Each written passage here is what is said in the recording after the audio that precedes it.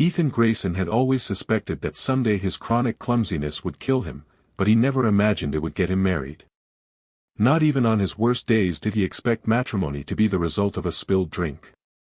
He had pictured other scenarios, tripping over a power cable at work and shorting out an entire fusion reactor, or maybe slipping on a banana peel in zero gravity and becoming the first man to fracture his dignity in orbit. But a royal wedding? To an alien queen? That wasn't even in his top 50 ways of going out. The celebration had been loud, bright, and very sparkly. The Lyrians loved sparkly. Their palace on Eris Prime glowed as though someone had taken a disco ball, multiplied it by 1,000, and then told it to try harder. Ethan had been invited, or so he thought, as part of Earth's humble delegation, a chance for humans to politely clap and nod while pretending they weren't terrified of every 10-foot-tall insectoid that stomped past them in the buffet line. The drinks, of course, were complimentary, and Ethan never could resist a glowing beverage that came in a glass shaped like an icicle.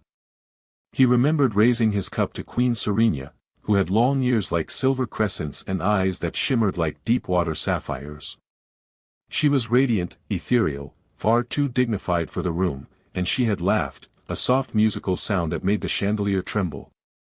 Ethan, in his infinite wisdom, had sloshed the contents of his cup while trying to mimic the Lyrian toast, spilling half of it onto her gown.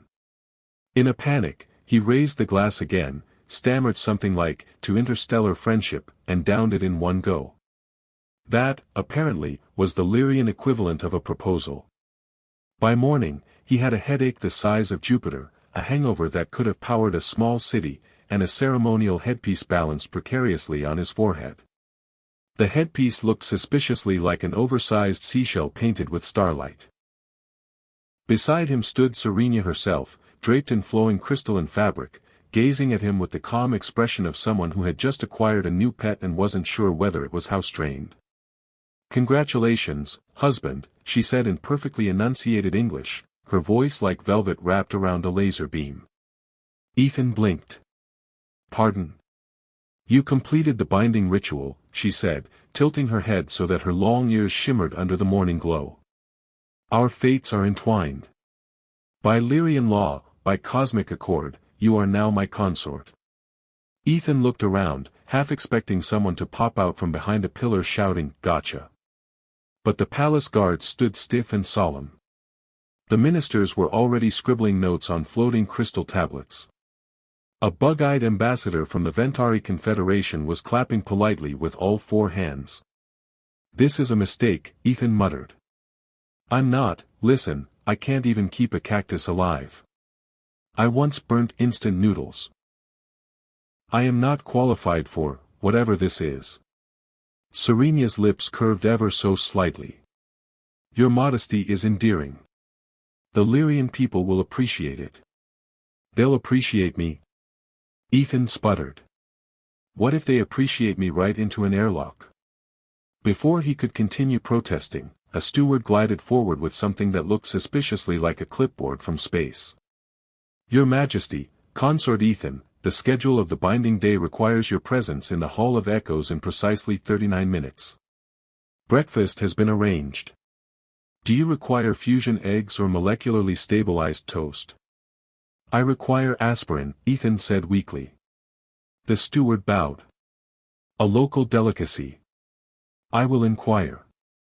Serenia touched his arm lightly, and Ethan nearly jumped out of his borrowed ceremonial boots. Her touch was surprisingly warm, her long fingers elegant and sure. "You are safe," she said, almost as though reading his mind. "No harm will come to you. You are my husband, and by our law, my equal." "Equal?" Ethan said. "So if I want to order pizza for dinner, you won't vaporize me with a space laser?" She blinked slowly, her expression unreadable. Then, unexpectedly, she laughed again, that crystalline sound that seemed to ripple through the air. "I do not know what pizza is, but no, I will not vaporize you." Ethan exhaled. "Okay. Great. Equal partners. Just one tiny thing, I have no idea how to be a royal consort. I don't even know how to tie this sash." It keeps trying to strangle me. Serenia leaned closer and adjusted the sash with a swift, graceful motion. You will learn. You are adaptable. All humans are, yes. Some of us, Ethan admitted. Others get stuck on level 3 of intergalactic Candy Crush for years. She tilted her head again, ears shimmering like blades of moonlight. I do not know this game. But if it is a trial of worthiness, then surely you passed it, else you would not be here. Ethan resisted the urge to bang his head against the nearest star-forged pillar. He was trapped, married, and apparently scheduled for a royal breakfast he didn't know how to eat. And yet, despite everything, the absurdity, the danger, the monumental cosmic blunder, he couldn't help noticing the way Serenia smiled at him. Not mockery, not disdain, but something almost like curiosity. Which was terrifying, because if curiosity killed the cat, it might very well get the human husband of an alien queen into even bigger trouble. The Lyrian palace did not believe in stairs. It believed in floating ramps, shimmering lifts, and hallways that bent at angles which would have given Earth architects a nervous breakdown. Ethan discovered this the hard way while being escorted to what Serenia called his chambers. The ramps glowed faintly beneath his feet, humming with the kind of energy that made his hair stand on end, and every few steps he felt like he was about to either levitate or spontaneously combust. The guards who accompanied them strode with practiced elegance, long ears catching stray glimmers of light. Ethan, meanwhile, stumbled like a man who had misplaced his gravitational dignity.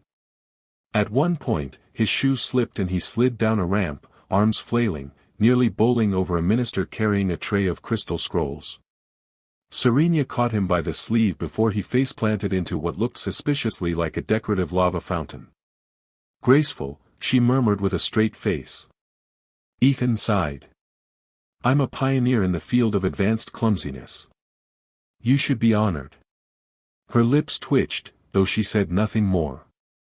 Instead, she guided him into his chambers, which turned out to be a suite the size of a small sports stadium. The walls shimmered with shifting constellations, tiny galaxies blooming and fading as if the entire cosmos had been rented as wallpaper.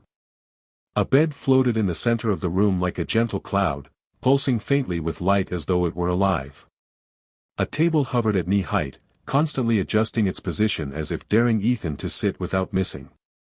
This is, wow, Ethan said, blinking at a chandelier made of liquid light that dripped upwards instead of down. My apartment back home had a squeaky ceiling fan. This feels like an upgrade. You will adjust, Serenia said, walking to the center of the room. She touched her hand to the floating bed, and it gently descended until it hovered a foot above the floor. The palace will sense your rhythms. It will learn from you. That's comforting, Ethan muttered. The last time a place tried to learn from me, my smart fridge started sending me motivational quotes at 3 in the morning. A servant arrived with breakfast, which looked both delicious and vaguely threatening. Plates of translucent fruit that pulsed as though breathing, something that resembled scrambled eggs but kept rearranging itself, and a carafe of glowing liquid. Ethan poked one of the fruits and it squeaked. Is it supposed to do that? He whispered. It indicates freshness, Serenia replied calmly, biting into one of the pulsing globes without hesitation. A ripple of light traveled down her throat as she swallowed, like a shooting star passing through her. Ethan picked up a fork. Well, when in Rome, he stabbed one of the squeaky fruits, only for it to squeal loudly and burst into glittering juice that sprayed across his ceremonial sash. Oh great! First the queen's gown, now my own uniform. I'm setting interstellar fashion back centuries. Serenia's laughter echoed again, soft but undeniable. The guards outside the chamber pretended not to notice. After breakfast, or whatever the Lyrian definition of it was, Serenia led Ethan to the Hall of 1,000,000 Rules.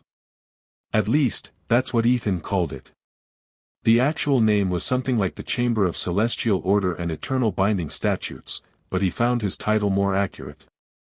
The hall itself stretched endlessly, lined with towering crystal panels etched in luminous script. Ministers with ears even longer than Serenius recited regulations at a speed that made Ethan's brain feel like it was buffering. Rule 1, no consort may touch the Queen's crown without invitation. Rule 2, the consort must attend all lunar feasts, regardless of gastrointestinal readiness. Rule 3, the consort must never, under any circumstance, insult a visiting ambassador's carapace size. Ethan raised his hand. Quick question, what happens if I break a rule? A minister blinked at him, her long ears twitching. The penalty depends upon severity. For minor offenses, you will be fined in stardust units. For moderate offenses, you will be banished temporarily to the outer orbs. For severe offenses, you will be, she paused, eyes narrowing. Corrected. Ethan swallowed. Right. Stardust fines. Got it. Sounds like parking tickets back home. Serenia glanced at him, her expression unreadable but her eyes glimmering with amusement. The hours dragged on, each rule more confusing than the last. Ethan scribbled notes furiously, though half his paper was filled with doodles of confused stick figures. At one point, while nodding along to a lecture about ceremonial seating arrangements, his chair tilted backward and carried him up into the air like an offended hovercraft. The ministers gasped, but Serenia merely stood and tapped the chair with a finger. It descended with a hiss, depositing Ethan on the floor in a heap. Your Majesty, he muttered, either the furniture hates me, or it's trying to establish dominance. The palace tests newcomers, Serenia said smoothly. If it allows you to fall, it approves of you. Fantastic. Glad we've established a working relationship. By the time the session ended, Ethan's brain felt like it had been squeezed through a wormhole.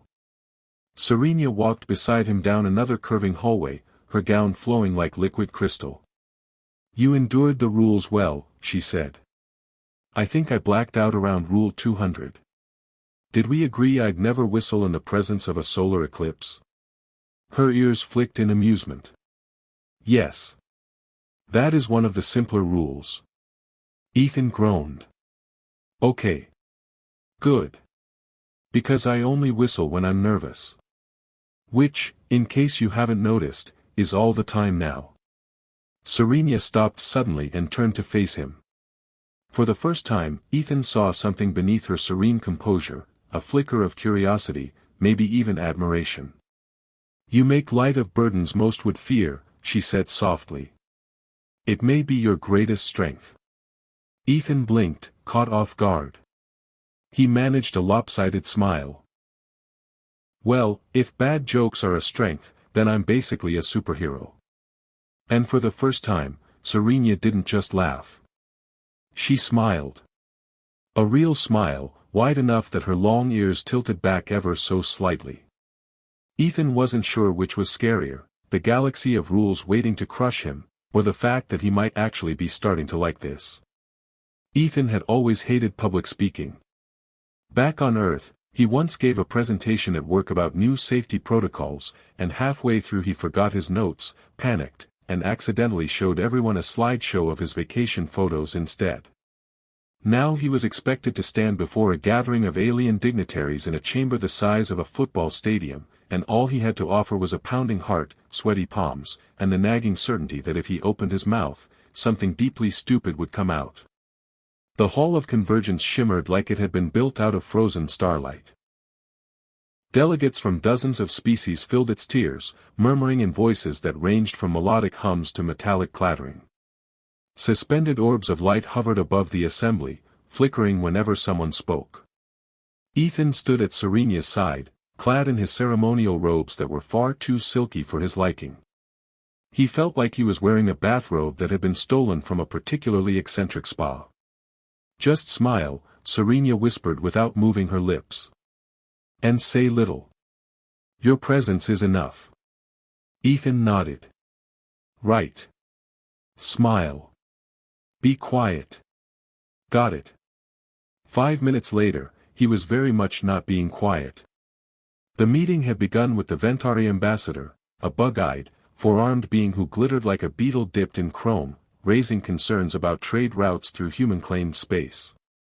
Ethan, who had promised himself to remain silent, blurted, "If you don't like traffic, you should try rush hour in Los Angeles. That's a real interstellar crisis." The hall went silent. 100 alien eyes turned to him. Ethan wanted to crawl under his silky robe and stay there until the heat death of the universe. And then, unexpectedly, the Ventari ambassador let out a series of clicking noises that, according to the translation orb, meant laughter. Other delegates joined in, low rumbles, chiming tones, strange warbles. The hall rippled with amusement. Serenia glanced at him, her expression calm but her ears angled ever so slightly back in what he had learned was the Lyrian equivalent of surprise. "They find you entertaining," she murmured. "Well, at least I'm good for something," Ethan muttered. The meeting continued, but instead of scowling at him, several of the alien delegates began addressing him directly. A serpentine envoy from the Vaith Collective asked whether all humans were as blunt as he was. Ethan, fighting panic, replied, "No, some of us are worse. I'm just the starter pack." The hall erupted again with laughter. Or at least what he hoped was laughter and not the sound of 30 species preparing to declare war. By the end of the session, Ethan had unintentionally charmed half the room and mildly confused the other half. Serenia guided him out through a side corridor, her composure flawless, but he noticed her hand lingered a moment longer than usual on his arm. "You accomplished something today," she said softly. "The Ventari were ready to leave. You held them here with a joke about traffic." "I should put that on my resume," Ethan said. "Stopped Galactic War with stand-up comedy. References available upon request." Serenia's lips curved, though she quickly smoothed her expression. "Do not grow arrogant. Your humor is disarming, yes, but it also draws attention. There are those who resent your presence." As if on cue, a figure emerged from the shadows of the corridor. Tall, draped in dark crystalline fabric, with ears even longer than Serenia's and eyes sharp as blades. The Queen's chief advisor, Lord Ilyar. He bowed with exaggerated grace, though his gaze lingered on Ethan with barely veiled disdain. "Your Majesty," Ilyar said, "and, consort. An amusing display. The galaxy adores comedy, it seems. But may I remind you, diplomacy is not a stage, and your new husband is not a jester."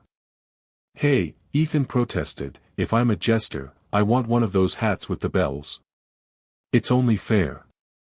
Ilyar's expression did not change, but Ethan was fairly sure the man was imagining vaporizing him. Serenia's voice, however, remained cool and even. "Ethan is my husband. His words carry weight, whether intended or not." Ilyar inclined his head. "As you wish, Majesty. But words can cut as deeply as blades.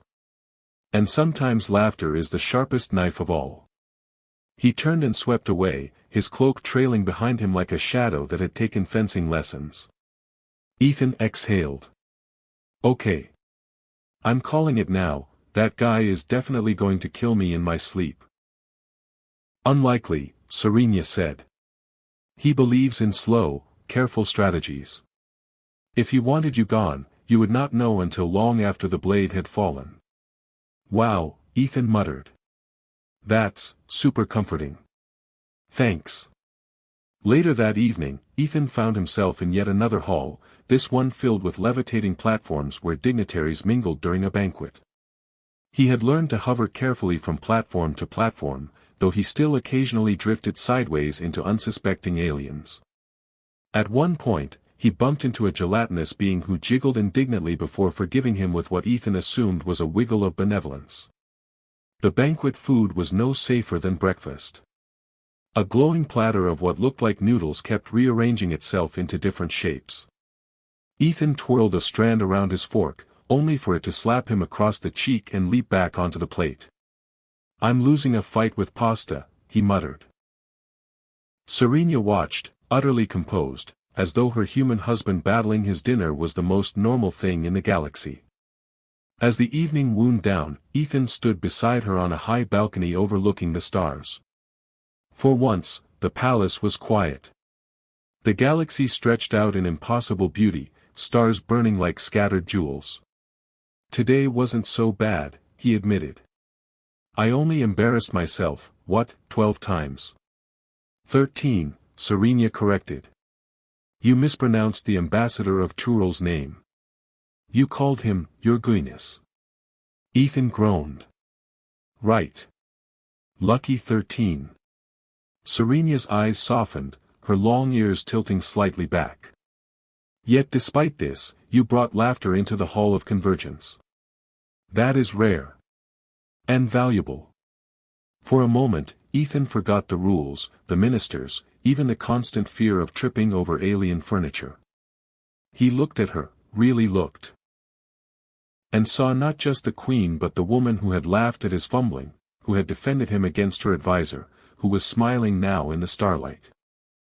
And that was when he realized the most terrifying thing of all, he was starting to care. Not just about survival. Not just about avoiding banishment to the outer orbs. But about her.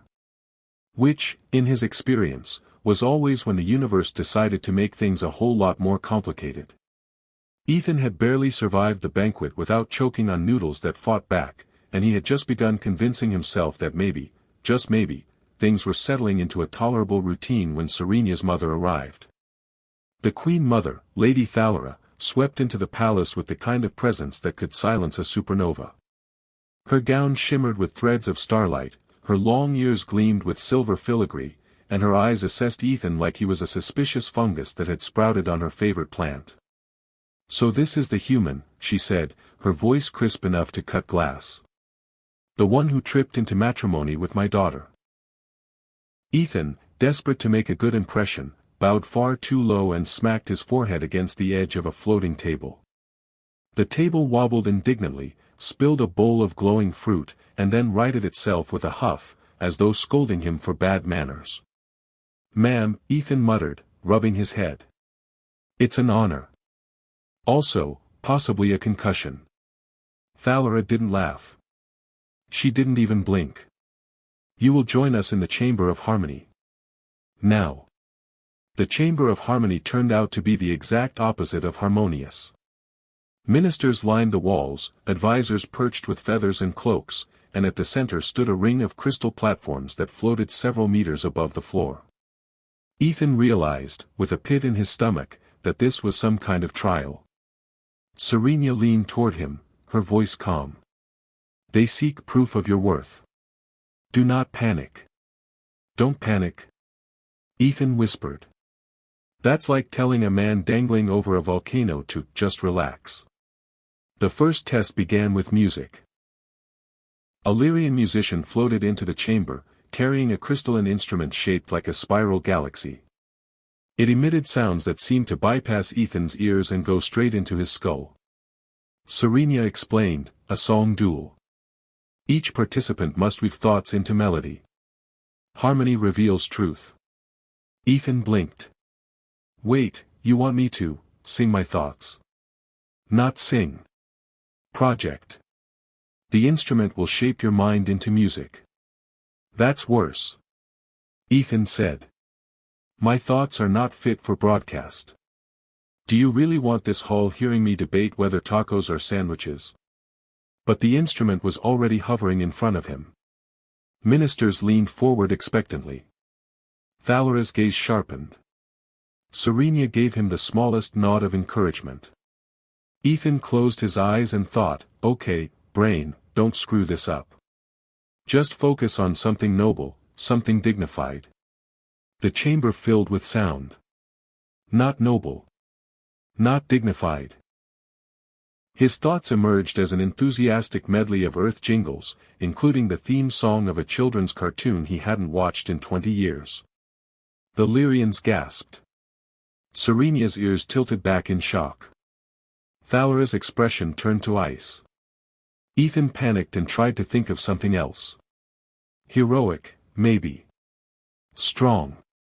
He pictured himself wielding a glowing sword, saving Serenia from a horde of space pirates. The instrument translated it into an epic, booming symphony that shook the chamber. For a fleeting moment, the minister's eyes widened in awe. Then Ethan, still panicking, imagined a cheeseburger. The symphony collapsed into what could only be described as a greasy, bass-heavy ode to fast food. The silence that followed was suffocating. "I see," Thalera said coldly. "A child's mind. A fool's heart." Ethan opened his mouth, desperate to salvage something. "Look, in my defense, cheeseburgers are inspiring. Humanity has gone to war over less." To his surprise, laughter rippled through the chamber. Not all the ministers, but a handful of them. Even the crystalline musician looked amused. Serenia's lips curved, almost imperceptibly, though her mother's expression remained stony. The second test followed immediately. Ilyar, the advisor who clearly hated Ethan's guts, stepped forward. The consort must prove wit in the dance of questions. One answer only, sharp and swift. Failure is shame. The questions came rapid fire. What is the essence of leadership? Ethan blurted, pretending you know what you're doing until people believe you. Some ministers frowned. Others chuckled. What is the value of power? Apparently it's about $12 at the outlet mall back on Earth. Gasps. Laughter. A hiss from Thalera. What is the nature of truth? Ethan thought for a moment. It's like space plumbing. No matter how deep you bury it, it finds a way to leak out. The hall erupted. Ministers laughed, delegates whispered, even Serenia's usually serene facade cracked with open amusement. Only Thalera and Ilyar remained grim. At the end of the trials, Thalera rose. Her gown shimmered like a collapsing star. You mock our traditions. You embarrass our people. You are unworthy of my daughter. Ethan's stomach sank. But then Serenia spoke, her voice steady. He does not mock. He survives. He brings laughter where others bring only fear. That is worth more than hollow ritual. The chamber fell silent. All eyes turned between mother and daughter. Finally, Thalera swept her cloak around her and left without another word. Ethan sagged in relief. So, was that a pass or a fail? Serenia's eyes glimmered. It was survival. For now, that is enough. Ethan rubbed his temples. Great. Good to know I survived a cosmic talent show judged by my mother-in-law. Can I get a t-shirt that says, I dueled with music and all I got was existential terror? Serenia laughed. Not a small, hidden laugh this time, but clear, bright, echoing across the chamber. And somehow, in that laughter, Ethan found a strange comfort, right before realizing that if this was just her mother's test, the galaxy probably had much worse waiting for him. Ethan had started the week as an unremarkable human who couldn't keep a cactus alive. Now he stood in the center of the Galactic Council chamber, wearing robes that glowed faintly like bottled nebulae, staring at a dozen alien factions who were all one wrong word away from tearing the galaxy in half. Somewhere in the back of his mind, he wondered if this technically counted as character growth or just cosmic punishment. The council was chaos. The Ventari threatened to withdraw their fleets from trade routes. The Vaith Collective hissed about betrayal. The gelatinous ambassador from the Siloxy just burbled angrily, which the translation orb rendered as, "We are very, very disappointed." Every voice collided, echoing through the chamber until it sounded like someone had dropped a blender into a choir. Serenia stood tall beside him, calm, poised, her crystalline gown shimmering with authority. When she raised her hand for silence, the factions grudgingly obeyed. But their eyes all turned, inevitably, toward Ethan, the human husband, the clumsy accident, the joke in ceremonial robes. Ethan cleared his throat. Right. So. I realize most of you think I'm unqualified. And to be fair, you're correct. I'm not a diplomat, or a strategist, or even particularly good at laundry. But here's the thing, none of you actually want war. You just want to win arguments. And if there's one thing humans are good at, it's arguing badly enough that everyone else gets tired and compromises. There was a ripple of uneasy laughter. Encouraged, Ethan pressed on. You've all got your demands, your treaties, your fancy titles. But let me tell you about Earth. On Earth, people fight about the dumbest things: pineapple on pizza, whether dogs are better than cats, who gets the armrest on airplanes. And yet, somehow, we're still here. Because deep down, people would rather grumble and share than burn everything down. He paused, aware that the entire galaxy was staring at him. So maybe that's the lesson. You don't have to like each other. You don't even have to like me, although, honestly, it'd be nice. But you do have to share the same galaxy without blowing it up. Because if humans can manage not to annihilate each other after inventing both nuclear weapons and karaoke, then surely you all can figure this out. The chamber was silent for a long moment. Then the Ventari ambassador clicked, low and thoughtful. The Vaith envoy gave a sinuous nod. Even the Siloxy burbled something that translated as, "We grudgingly admit this makes sense, though we still dislike pineapple." The tension shifted. Arguments softened. Deals began to take shape. Somehow, impossibly, Ethan's rambling speech about pizza and karaoke had prevented the galaxy from tipping into war. After the session, Serenia guided him onto a balcony overlooking the sprawl of stars. The weight of what had just happened pressed against him like an invisible tide. He half expected to wake up in his old apartment on Earth, late for work, still single, still anonymous. Instead, Serenia turned to him. You did more than survive today. You changed the course of our people.